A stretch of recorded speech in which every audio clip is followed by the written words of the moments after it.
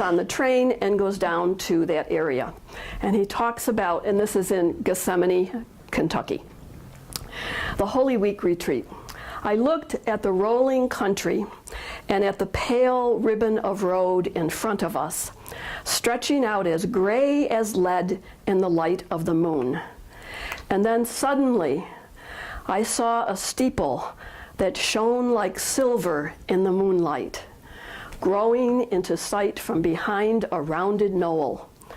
The tires sang on the empty road, and breathless, I looked at the monastery that was revealed before me as we came over the rise. And over all the valley smiled the mild, gentle Easter moon, the full moon in her kindness, loving this silent place.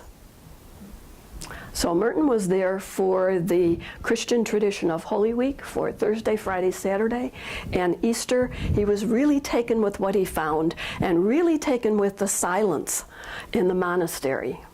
So this is a new experience for him.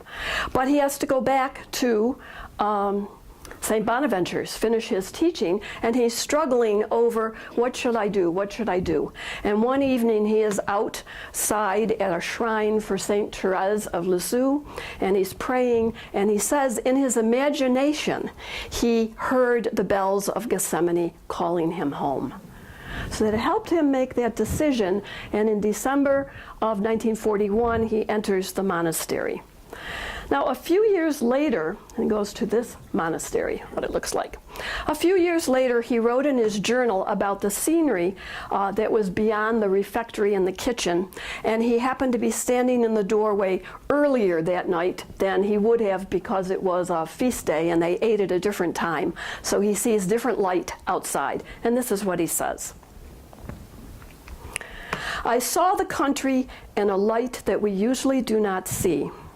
The low slanting rays picked out the foliage of the trees and highlighted a new wheat field against the dark curtain of woods on the knobs that were in shadow. It was very beautiful, deep peace. Sheep on the slopes behind the sheep barn. I looked at all this in great tranquility with my soul and spirit quiet.